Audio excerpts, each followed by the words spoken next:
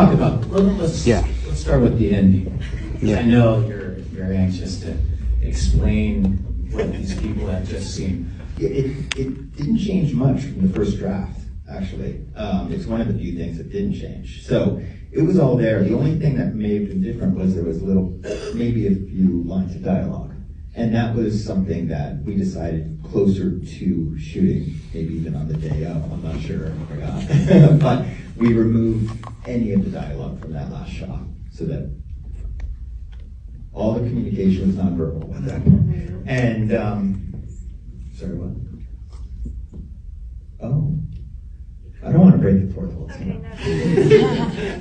No, but it was pretty damn close. And it was a very stressful scene to shoot because I always consider, endings to be the most important part of cinema storytelling. And so the pressure was on, and there was a lot going on, a lot of technical cues, but then also emotional cues, obviously. And I just say, thanks to my amazing cast and crew, they gave me what I needed. They gave me what I wanted.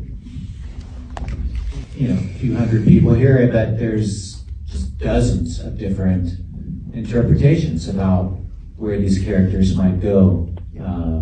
And I like that. That's how it was designed. And I know my favorite films always, the films I look back on fondly are the ones that allowed me to do a lot of the heavy lifting at the end. I would say the scene evolved a little bit, but it was mostly what was on the page. But like what Sean said, eventually we decided it would be more impactful without dialogue, and there were a couple little moments throughout that evolved. But I agree with Sean. I actually think it's better not to talk too much about a moment like that. I think leaving a lot of it up to audience's interpretation, I think, is more impactful. And sometimes when you pull the curtain back too much, I think the effect or the feeling that you can get from the scene can be, I don't want to say damaged, but affected in some way.